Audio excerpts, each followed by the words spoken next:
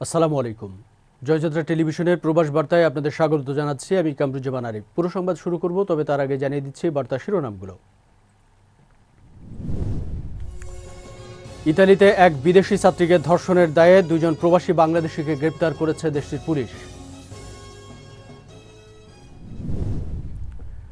লেবাননে এক ৬০ বাংলাদেশির হাতে ধর্ষণের শিকার ৭ বছরের শিশু, ধর্ষক গ্রেপ্তার, উপযুক্ত বিচার দাবি পরিবারের।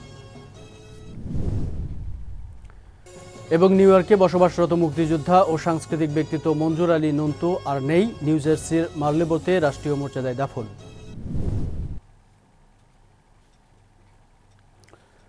এতক্ষণ শুনছিলেন প্রবাস বার্তা শিরোনাম, এবারে থাকছে বিস্তারিত। ইতালিতে একজন বিদেশি ছাত্রীকে গণধর্ষণের দায়ে দুজন প্রবাসী বাংলাদেশিকে গ্রেপ্তার করেছে ইতালিয়ান পুলিশ। ইতালির স্বরাষ্ট্র মন্ত্রণালয় সূত্রে জানা গেছে, ইতালিয়ান আমেরিকান একজন পর্যটক ছাত্রীকে ধর্ষণ করার অভিযোগে সাগরদেব ও ফেরদৌস খান নামে দুজন প্রবাসী বাংলাদেশি যুবককে গ্রেপ্তার করে ইতালির পুলিশ। ইতালি থেকে সহকর্মী নাজমুল হাসান তুহিন জানান, ইতালির গণমাধ্যমে গত ১৬ জুন মঙ্গলবার প্রকাশিত রিপোর্টে জানা যায়, গত ২১ ফেব্রুয়ারিতে আমেরিকার এক ছাত্রী ট্যুরিস্ট ভিসায় ঘুরতে আসায় ইতালির দক্ষিণ শহরে পালেরমো শহরে। যখন ছাত্রী লেরমো শহরে এরিয়ার একটি ক্যাথেড্রালে ঢুকে ছবি তোলে, তখন সুযোগ বুঝে ওই ছাত্রীকে দুই বাংলাদেশি যুবক ট্রেনে ক্যাথেড্রালের বাগানিনিয়ায় ধর্ষণ করে। পুলিশ জানায়, ধর্ষণকারী শুধু শারীরিক নির্যাতন করে ক্ষান্ত হয়নি, তারা ধর্ষণের ভিডিও তাদের ফোনে ধারণ করে রেখেছিল। পুলিশের প্রাথমিক জিজ্ঞাসাবাদে অপরাধীরা তাদের অপরাধ স্বীকার করেছে। পুলিশ হেফাজতে থাকা দুই আসামি অন্য কোনো অপরাধের সাথে জড়িত আছে কিনা তা খতিয়ে দেখছে পুলিশ তদন্তকারী দল। ইতালির রোম দূতাবাসকে দুর্নীতি ও দালালমুক্ত করার জন্য দাবি জানিয়েছে স্থানীয় প্রবাসী বাংলাদেশিরা। এ নিয়ে তারা বিক্ষোভ করেছেন। নেতারা বলেন, এই দূতাবাস প্রবাসীদের জন্য গঠিত হয়েছে, প্রবাসীদের স্বার্থ রক্ষায় দূতাবাসের কাজ, কিন্তু কর্মকর্তারা সেটি করছেন না। প্রবাসীরা দাবি করছেন, অ্যাপয়েন্টমেন্ট ছাড়া পাসপোর্ট ও সার্টিফিকেট দেয়া না গেলে ক্ষতিগ্রস্ত হবে বৈধতার জন্য আবেদন করতে ইচ্ছুক অবৈধ অভিবাসীরা। বাংলাদেশ সমিতি ইতালির সভাপতি আফতাব ব্যাপারী, প্রবীণ নেতা কে এম লোকমান হোসেন, মুক্তিযোদ্ধা মাহাতাব হোসেন সহ ইতালি বাংলাদেশি কমিউনিটির সিনিয়র নেতারা বিক্ষোভে উপস্থিত ছিলেন। লেবাননে এক ৬০ বাংলাদেশের হাতে গণধর্ষণের শিকার হয়েছে ৭ বছরের এক শিশু। শুক্রবার সকালে বৈরুতের মদিনা রিয়াদিয়ার পাশবিক নির্যাতনের শিকার হয় শিশুটি। ধর্ষক মোহাম্মদ আলীকে স্থানীয় পুলিশ গ্রেপ্তার করেছে বলে জানিয়েছে আমাদের লেবানন প্রতিনিধি সাগর হাওলাদার। শিশুটির মা জানায়, ধর্ষক এবং মোহাম্মদ আলী মদিনা রিয়াদিয়ায় তাদের পাশের রুমে থাকত। শুক্রবার সকালে তিনি কাজে চলে গেলে ধর্ষক শিশুটিকে বিভিন্ন প্রলোভন দেখিয়ে তার রুমে নিয়ে গিয়ে পাশবিক নির্যাতন করে। শিশুটির মা কাজ শেষে বাসায় ফিরলে শিশুটি বিস্তারিত ঘটনা তার মাকে খুলে বলে। তিনি তৎক্ষণাৎ শিশুটিকে স্থানীয় রফিক হারিরি হাসপাতালে নিয়ে গেলে সেখানকার কর্তব্যরত ডাক্তার পরীক্ষা করে জানায় যে শিশুটি পাশবিক নির্যাতনের শিকার হয়েছে। শিশুটির মা স্থানীয় পুলিশের কাছে অভিযোগ করলে দুপুরে পুলিশ ধর্ষক মোহাম্মদ আলীকে গ্রেফতার করে। বর্তমানে ধর্ষক তারি জিদিদ থানার পুলিশের হেফাজতে রয়েছে বলে জানা গেছে। মোহাম্মদ আলীর বাড়ি বাংলাদেশের নরসিংদী জেলায়। এদিকে শিশুটির মা লেবাননস্থ বাংলাদেশ দূতাবাসের নিকট ধর্ষক মোহাম্মদ আলীর উপযুক্ত বিচার দাবি করেছে। করোনা ভাইরাসে আক্রান্ত হয়ে বিশ্বের বিভিন্ন দেশে এ পর্যন্ত ১,১১৩ জন বাংলাদেশি মারা গেছে। এছাড়া বেড়েছে সংক্রমণও। মধ্যপ্রাচ্যের দেশ সৌদি আরব, বাহরাইন, সংযুক্ত আরব আমিরাত, কুয়েত ও কাতারে গত ২ সপ্তাহে নিহত ও সংক্রমিত লোকের সংখ্যা আশঙ্কাজনকভাবে বেড়েছে। করোনায় এ পর্যন্ত সৌদি আরবে ৩৭৫ জন, যুক্তরাজ্যে প্রায় ৩০৫ জন, যুক্তরাষ্ট্রে ২৭২ জন, সংযুক্ত আরব আমিরাতে ৫০, কুয়েতে ৪০, ইতালিতে ১৪, কাতারে ১৩ জন, কানাডা ও বাহরাইনে ৯ জন করে, সুইডেনে ৮, ফ্রান্সে ৭, স্পেনে ৫ এবং মালদ্বীপ, পর্তুগাল, কেনিয়া, লিবিয়া, দক্ষিণ আফ্রিকা ও গাম্বিয়ায় ১ জন করে বাংলাদেশি মারা গেছে। সিঙ্গাপুরে সবচেয়ে বেশি বাংলাদেশি করোনা ভাইরাসে আক্রান্ত হয়েছে। দেশটিতে আক্রান্তের সংখ্যা ২৬,০০০ ছাড়িয়েছে। এছাড়া সৌদি আরবে ১৪,০০০, সংযুক্ত আরব আমিরাতে ৪,০০০, কাতারে প্রায় ৪,০০০, কুয়েতে ১,০০০, বাহরাইনে ৭০০, ইতালিতে ২৫০ এবং স্পেনে ২০০ জন বাংলাদেশি করোনা ভাইরাসে আক্রান্ত হয়েছেন বলে জানা গেছে।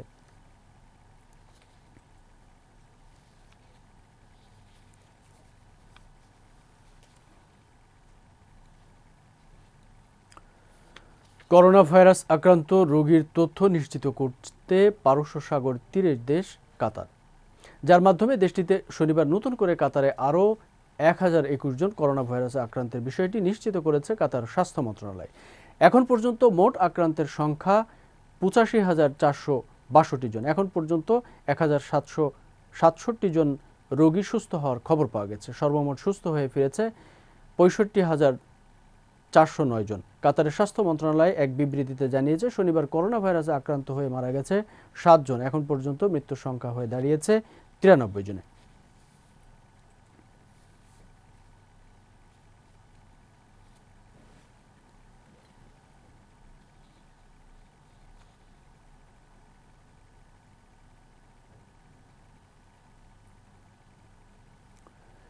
পবিত্র নগরী মক্কার মসজিদুল হেরেম সহ 1560টি মসজিদ খুলে দেওয়ার সিদ্ধান্ত নিয়েছে সৌদি সরকার। দীর্ঘদিন 3 মাস পর রোববার ফজর থেকে মুসল্লিদের জন্য মসজিদের দরজা খুলে যাবে। দেশটির গণমাধ্যম সৌদি গেজেট জানায়, ইতিমধ্যেই স্বাস্থ্য মন্ত্রণালয়ের উদ্যোগে এসব মসজিদে জীবাণুমুক্তকরণ সহ পরিষ্কার পরিচ্ছন্নতার করার কাজ শুরু হয়েছে।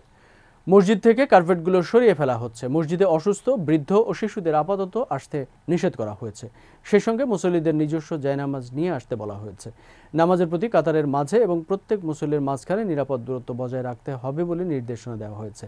এ বিষয়ে মক্কার আজিজায় অঞ্চলের কেন্দ্রীয় পরিচালক ইব্রাহিম মেইল্লি বলেন, মহামারী করোনা ভাইরাসের সংক্রমণ ঠেকাতে এবং মুসল্লিদের স্বাস্থ্যগত নিরাপত্তা বিধানে মসজিদগুলোতে সকল ধরনের স্বাস্থ্যবিধি মেনে চলার ব্যবস্থা করা হবে।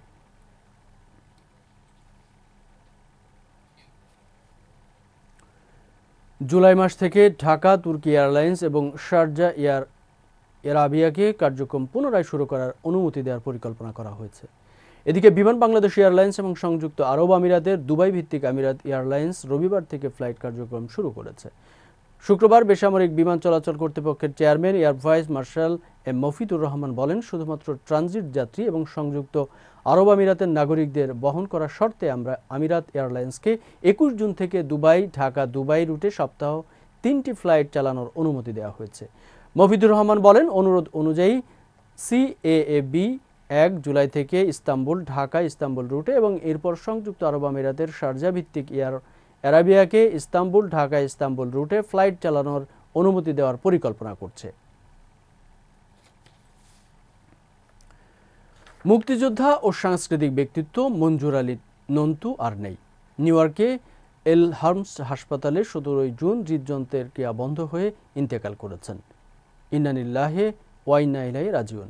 মৃত্যুকালে মঞ্জুর আলীর বয়স হয়েছিল 70 বছর।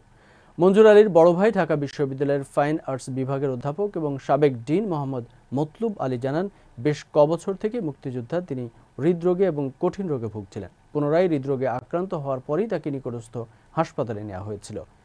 রংপুরের সন্তান মঞ্জুর আলীর নামাজে জানাজা অনুষ্ঠিত হয় 18 জুন জ্যামাইকা মুসলিম সেন্টারে। এরপরেই এই মুক্তিযোদ্ধাকে নিউ জার্সির মার্লোবোতে মুসলিম কবরস্থানে রাষ্ট্রীয় মর্যাদায় দাফন করা হয়েছে। দর্শক, প্রবাসের আরও খবর জানতে এখন আমরা সরাসরি সংযুক্ত হব প্রবাসে।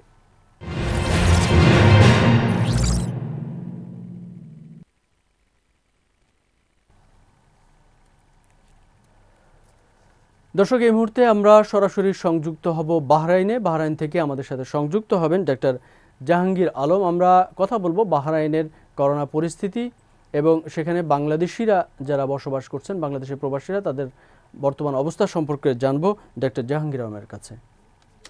আসসালামু আলাইকুম।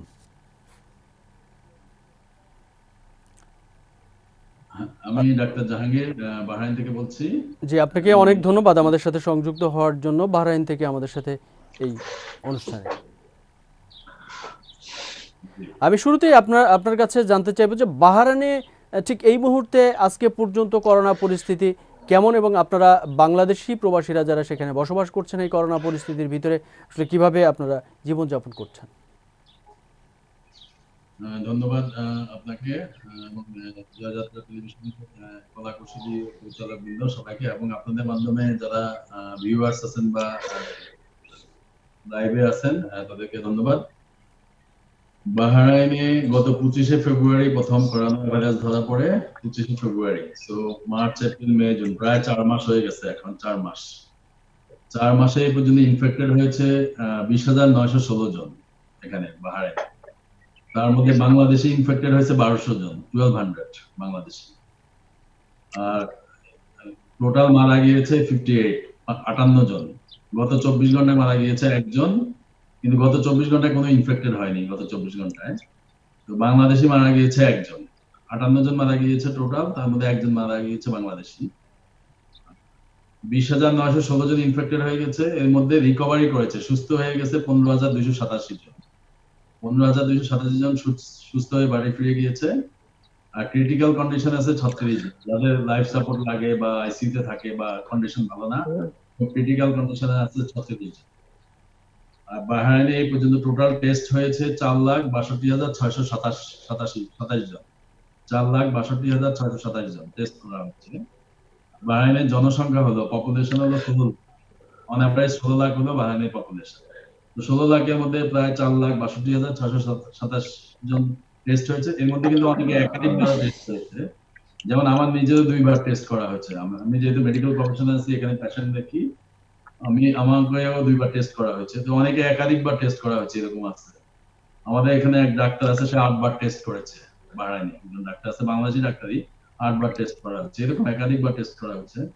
তো এই অবস্থায় আপনি যেহেতু সেখানে স্বাস্থ্য বিভাগের সাথে সরাসরি জড়িত, ঠিক বাহরাইনে এই করোনা পরিস্থিতিতে যে চিকিৎসা ব্যবস্থা চলছে সেটা যদি আপনি একটু বলতেন। আপনি বাংলাদেশের যে চিকিৎসা ব্যবস্থা, বাংলাদেশের চিকিৎসা খাতকে নিয়ে বিভিন্ন ধরনের প্রশ্ন উঠছে বিভিন্ন মহল থেকে, নিশ্চয়ই সেগুলো আপনারা প্রতিনিয়তই দেখছেন। ঠিক বাহরাইনে আপনারা কি ধরনের চিকিৎসা চালিয়ে যাচ্ছেন জনগণের জন্য?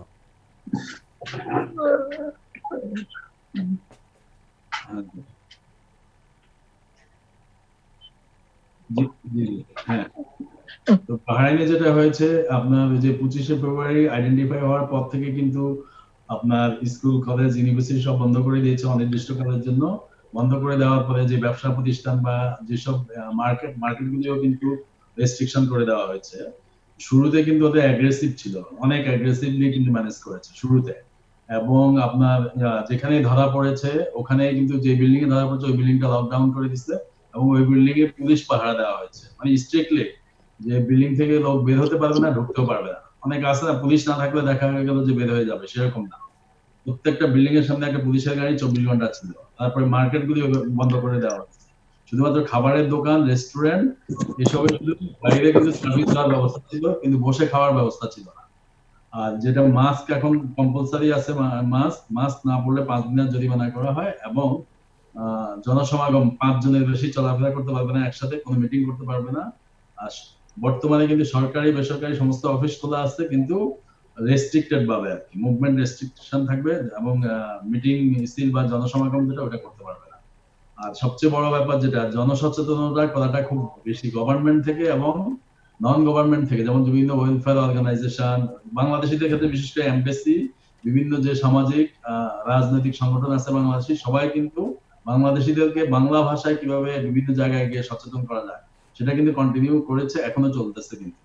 আর বাহরাইনের পক্ষ থেকে বাহরাইনের যে কমিউনিটি পুলিশ, বাহরাইনের বিভিন্ন হেলথ ডিপার্টমেন্ট, এরা কিন্তু সচেতনমূলক লিফলেট বিতরণ করেছে, পাম্পলেট বিতরণ করেছে, প্লাস বিভিন্ন জায়গায় আপনার সচেতনমূলক প্রোগ্রাম করেছে।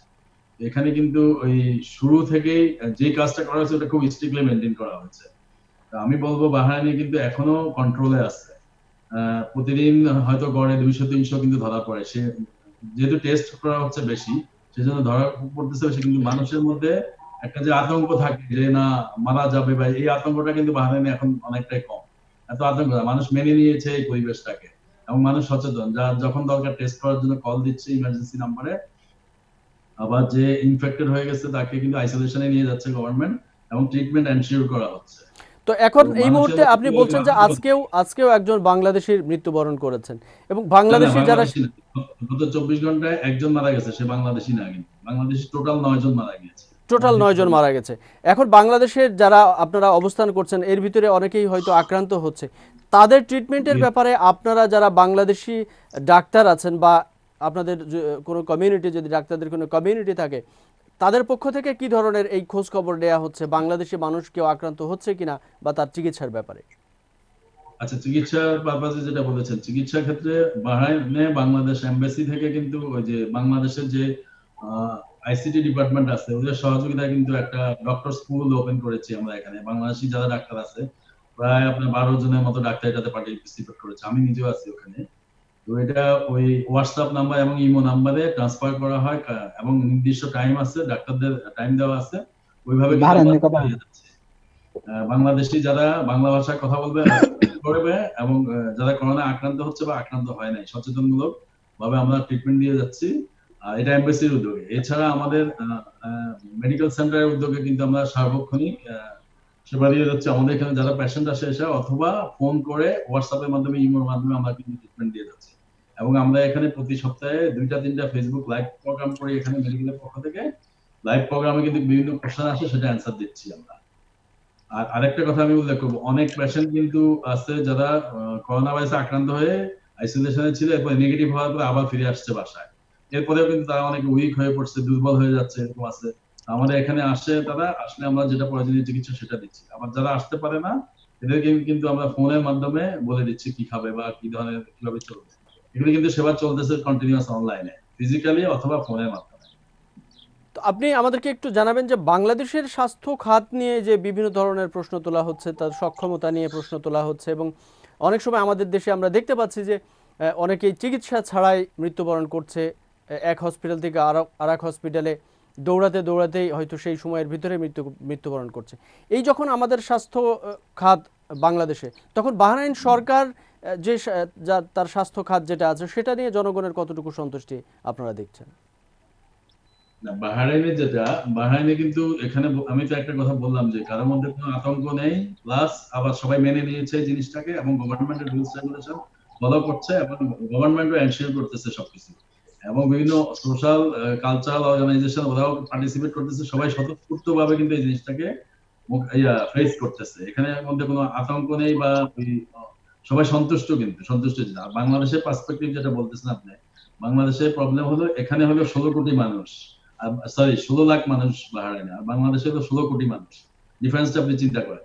প্লাস টেস্টের সংখ্যা বাংলাদেশে এই পর্যন্ত টেস্ট করা হয়েছে 5,99,000 16 কোটি মানুষের মধ্যে, আর বাহরাইনে টেস্ট করা হয়েছে 16 লাখের মধ্যে 4,62,000।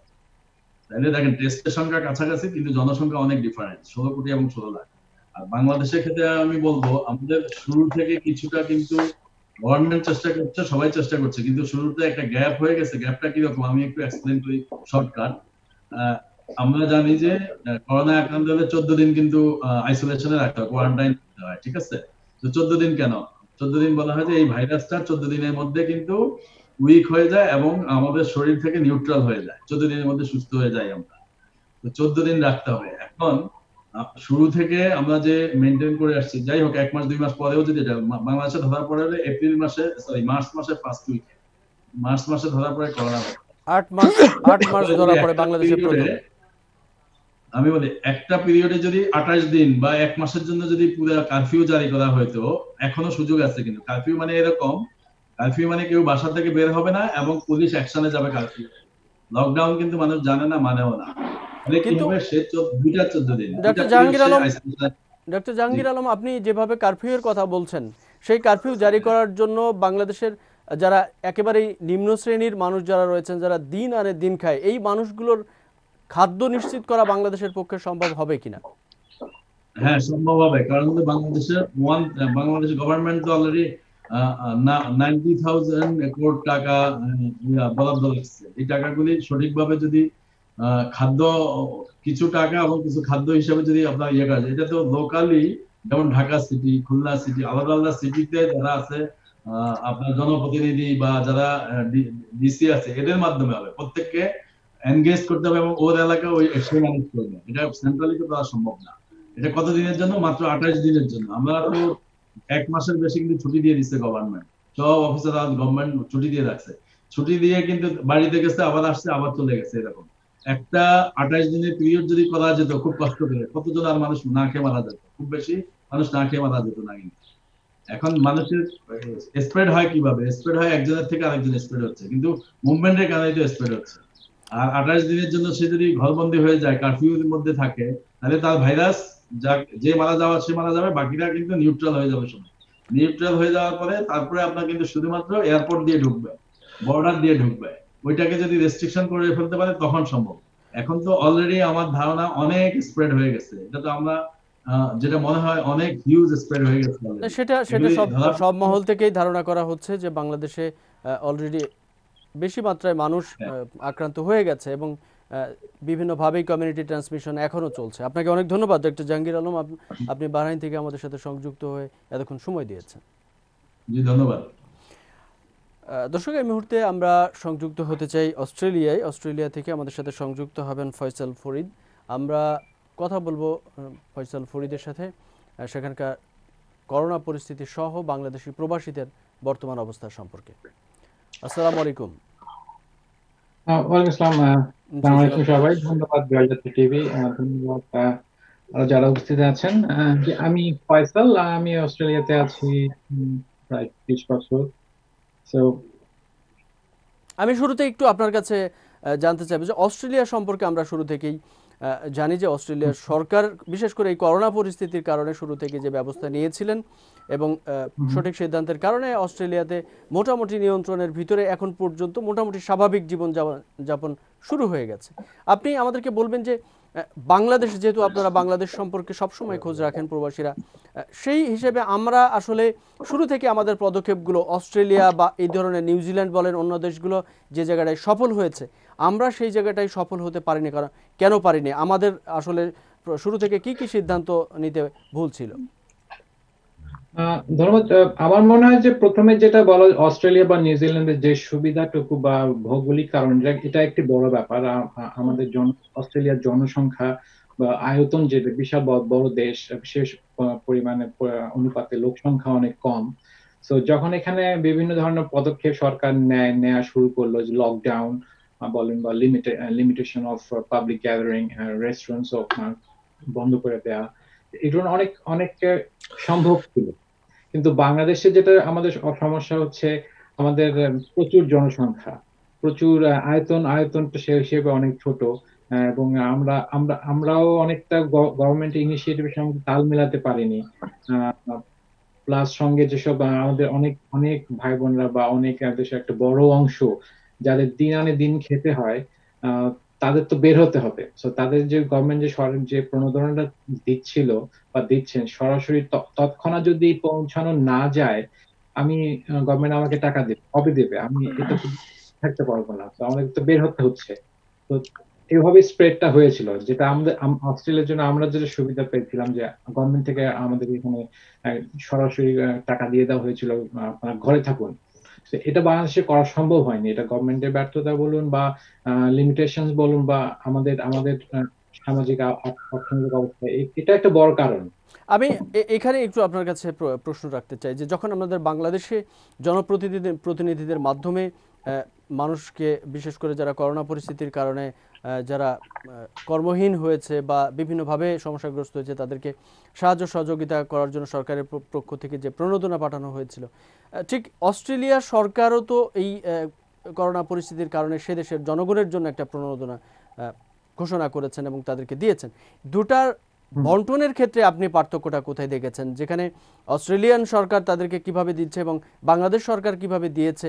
সেটা জানেন যে সেখানে পক্ষে বিপক্ষে বিভিন্ন ধরনের কথাও আছে। আপনি এই দুটা বিষয়কে কিভাবে দেখছেন?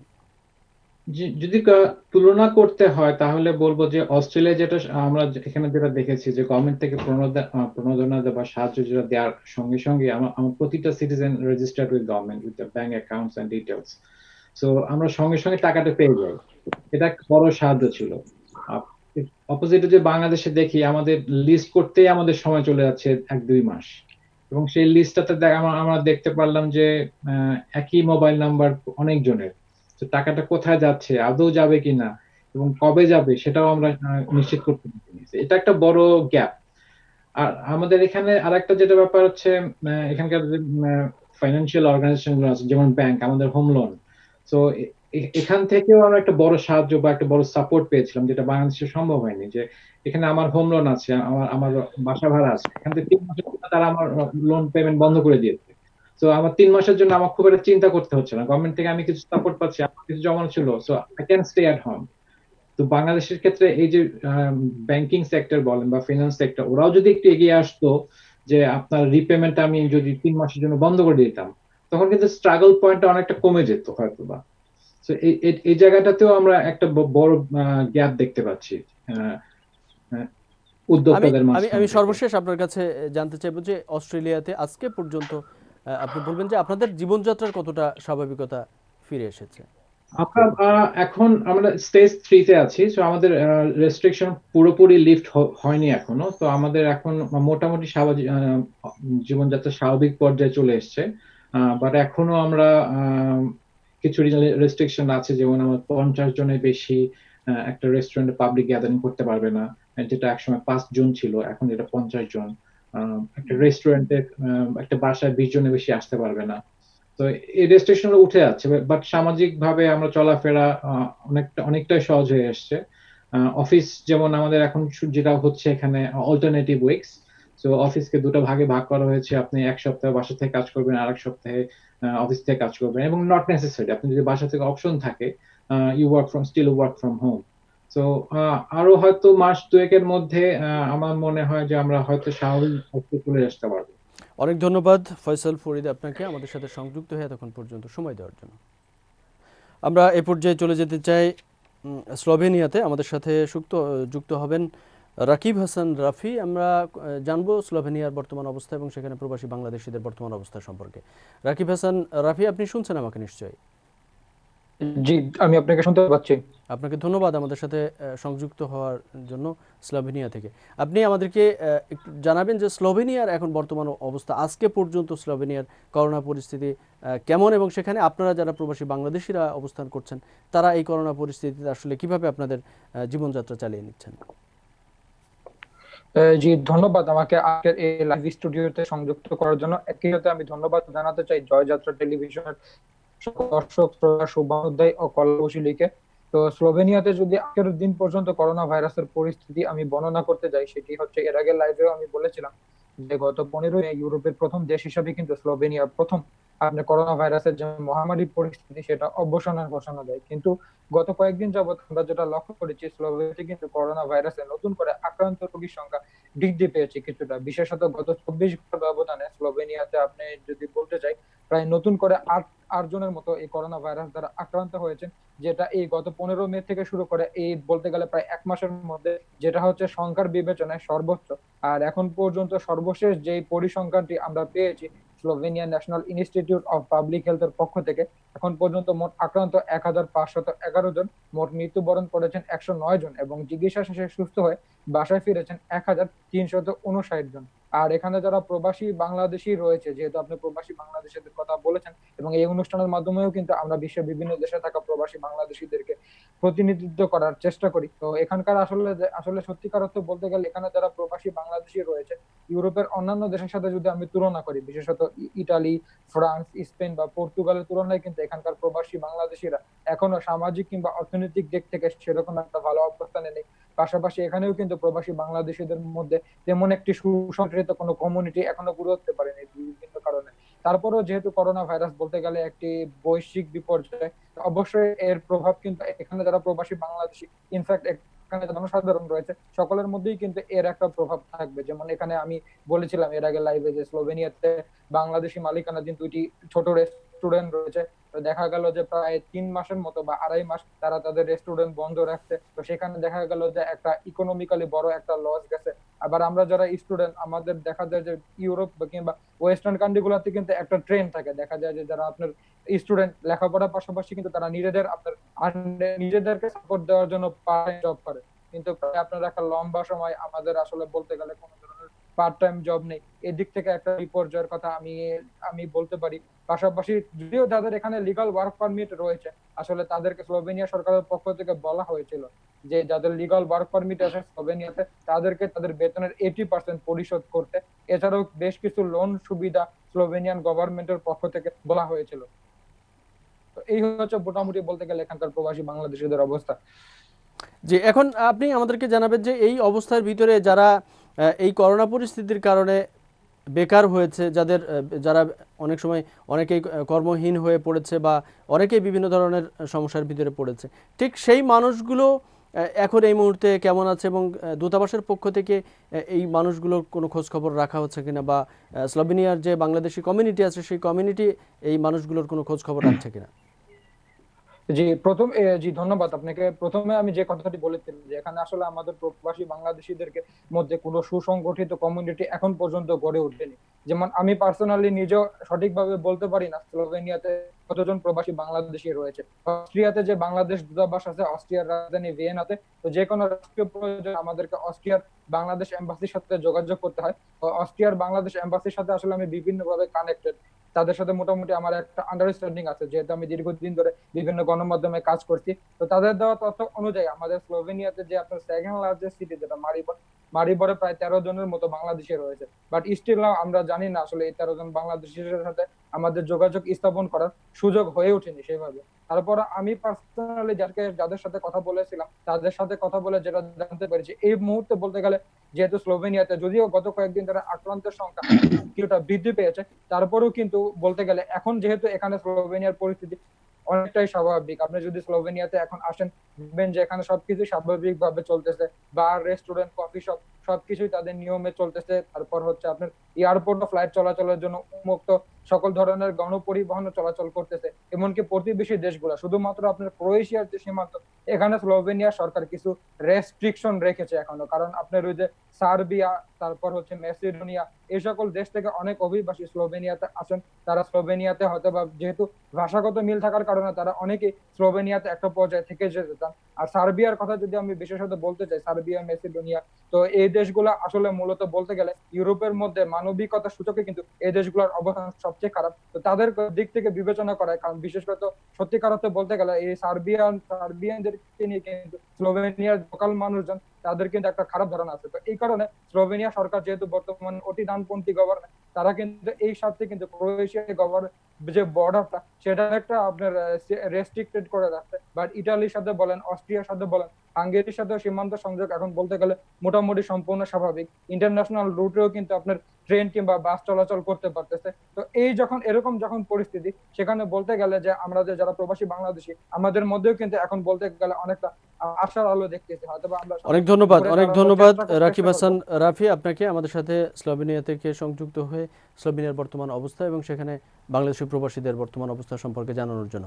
আমরা এই মুহূর্তে চলে যেতে চাই ইরাক থেকে আমাদের সাথে সংযুক্ত হবেন রোজেল আহমেদ খান। আমরা জানার চেষ্টা করব ইরাকের যে বর্তমান করোনা পরিস্থিতি, সেখানে বাংলাদেশি প্রবাসীদের সমস্যা, এই বিষয়গুলো নিয়ে তার সাথে কথা বলার চেষ্টা করব। রোজেল আহমেদ খান, আপনি শুনছেন আমাকে নিশ্চয়ই? জি, আমি শুনতে পাচ্ছি। আসসালামু আলাইকুম। ওয়ালাইকুম সালাম। আপনাকে অনেক ধন্যবাদ আমাদের সাথে সংযুক্ত হওয়ার জন্য। রোজেল আহমেদ খান, আমরা বেশ কিছুদিন যাবৎ ধারাবাহিকভাবে এই ইরাকের বর্তমান পরিস্থিতি, বিশেষ করে বাংলাদেশি প্রবাসীদের যে সমস্যা, সেই সমস্যাগুলো নিয়ে কথা বলার চেষ্টা করছি।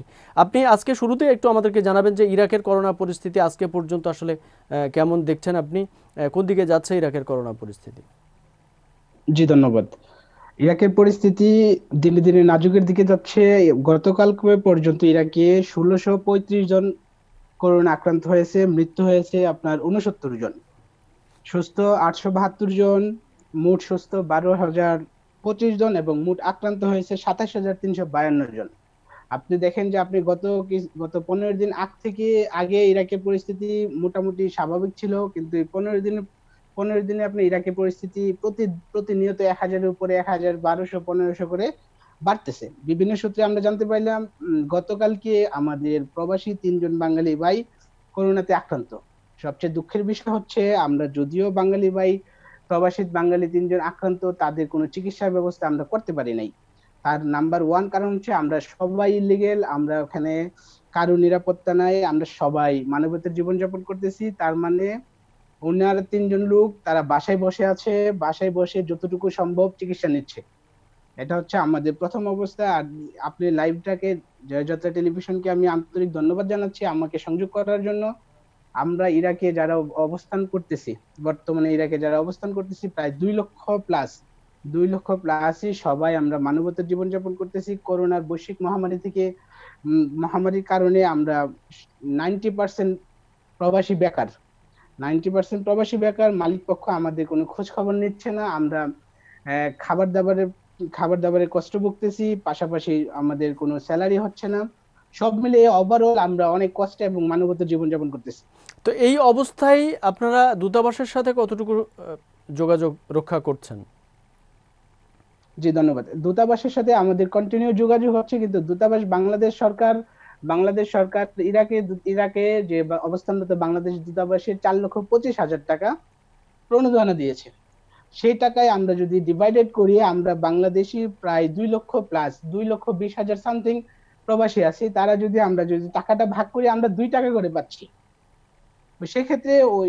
সেক্ষেত্রে আমাদের ওখানে আরেকটা প্রবলেম আছে, আমরা যদি বাংলাদেশ এম্বাসির সাথে জাস্ট মোবাইলে যোগাযোগ করার মাধ্যমে শুধু মোবাইলে যোগাযোগ করতে পারতেছি, আমরা কেউ বাংলাদেশ এম্বাসিতে গিয়ে ফেস হয়ে কিছু বলার, কিছু আবেদন করার কোনো সিস্টেম নাই। কারণ হচ্ছে রাস্তার মধ্যে পুলিশের ঝামেলা, আমরা সবাই ইলিগাল হওয়ার কারণে আমরা কেউ ইচ্ছা করেও যেতে পারতেছি না, রাস্তায় পুলিশে হয়রানি করতেছে। ইভেন এখন বর্তমানে ইরাকিরাও আমাদেরকে কিছু কিছু জায়গায় হয়রানি করতেছে। রোজেল আহমেদ খান, রোজেল জি। আহমেদ খান, এই যে আপনারা যোগাযোগ করছেন দূতাবাসের সাথে, দূতাবাসের পক্ষ থেকে এখন পর্যন্ত আপনারা বলছেন যে দীর্ঘদিন যাবত আমরা দূতাবাসের সাথে যোগাযোগ করার চেষ্টা করছি, কোনো সাড়া শব্দ পাওয়া যাচ্ছে না। এখন পর্যন্ত আপনারা কোনো ধরনের আশ্বাস দূতাবাসের পক্ষ থেকে আপনারা পেয়েছেন কিনা বা পাচ্ছেন কিনা? জি, আমি আপনাকে একটা বিষয় জানিয়ে রাখি, আমাদের ইরাকে কয়েকটা সংগঠন আছে। এই একটা সংগঠনের মাধ্যমে দূতাবাস থেকে আমরা ইরাকে মিনিমাম 50 থেকে 60 জন বাঙালিদেরকে খাবার দেওয়ার একটা ব্যবস্থা করতে পেরেছি। সেটা হচ্ছে আমার তথ্য মতে, আমি যতটুকু আমাদের ইরাকে যতগুলো সংগঠন আছে এই সংগঠনের মাধ্যমে দূতাবাসের সাথে যোগাযোগ করে কিছু কিছু জায়গায় বাংলাদেশি প্রবাসী ভাইদেরকে খাবারের ব্যবস্থা করে দেওয়া হয়েছে। তো এই অবস্থায় আপনারা যারা ইলিগেল যারা আছেন বাংলাদেশি, সেখানে আসলে সামনের দিনগুলোতে আরও তো পরিস্থিতি খারাপের দিকে যেতে পারে, সেটা নিয়ে আসলে আপনারা কি ধরনের সমস্যায় পড়তে যাচ্ছেন বা আপনারা চিন্তা করছেন যে আপনাদের সমস্যা আরো প্রকট হচ্ছে, কি ধরনের সমস্যা তৈরি হতে পারে? জি ধন্যবাদ। আসলে আমরা যখন ইরাকে আসছি, প্রতিটা দিন প্রতিটা মুহূর্তে আমরা সমস্যার মধ্যে পার করতে হচ্ছে। আর এখন করোনা বৈশ্বিক মহামারীর কারণে আমাদের সমস্যাটা এত প্রকট হয়ে যাচ্ছে, আমাদের ভবিষ্যৎ অনিশ্চিত ভাবে আমরা পার করছি, মানবতার জীবনযাপন করছি। আপনি যদি বাংলাদেশ সরকারের সাথে ইরাক সরকারের যদি সংযোগ স্থাপন থাকতো, আমরা যদি লিগেল হতে পারতাম, আমরা যদি লিগেল হতে পারলে হয়তো আমাদের পরিবার পরিজনরা একটু স্বস্তি ফিরে পেত। আমরা খুব প্রকট অবস্থানে, আমরা হয়তোবা সামনের দিকে কিভাবে যাবে আমরা কেউ কল্পনা করতে পারতেছি না, কিন্তু আমরা অনুভব করতেছি যে পরিস্থিতি যেভাবে ভয়াবহর দিকে এগুচ্ছে, সেই ক্ষেত্রে আমাদের করণীয় এবং আমাদের যে পরিস্থিতিটা কিভাবে সামলাবো, কিভাবে সামাল দিব, আমরা সবাই অনিশ্চিত একটা আশঙ্কা ভুগতেছি। রোজেল আহমেদ খান, আপনাকে অসংখ্য ধন্যবাদ আমাদের সাথে সংযুক্ত হওয়ার জন্য ইরাক থেকে। আমরা প্রত্যাশা করছি আপনাদের যে সমস্যা, সেই সমস্যাগুলো আমরা চেষ্টা করছি ধারাবাহিকভাবে সেগুলো তুলে ধরার জন্য বাংলাদেশের মানুষের কাছে বাংলাদেশের সরকারের দৃষ্টিগোচর করার চেষ্টা করছি। নিশ্চয়ই আপনাদের এই যে সমস্যা, সেই সমস্যা প্রকট বিবেচনায় খুব দ্রুত কোনো পদক্ষেপ গ্রহণ করবেন সরকারের পক্ষ থেকে, যাতে আপনাদের যারা ইলিগ্যাল অবস্থায় আছেন বা বিভিন্ন সমস্যায় আছেন তাদের কোনো সহযোগিতা করা যায় বা আপনাদের সমস্যার সমাধানের দিকে যাওয়া যায়, সেই কাজ হয়তো সরকারের পক্ষ থেকে খুব দ্রুতই পদক্ষেপ নেওয়া হবে। অনেক ধন্যবাদ আমাদের সাথে সংযুক্ত হওয়ার জন্য ইরাক থেকে। দর্শক, কথা বলছিলাম প্রবাসে আমাদের সাথে সংযুক্ত ছিলেন প্রবাসীরা।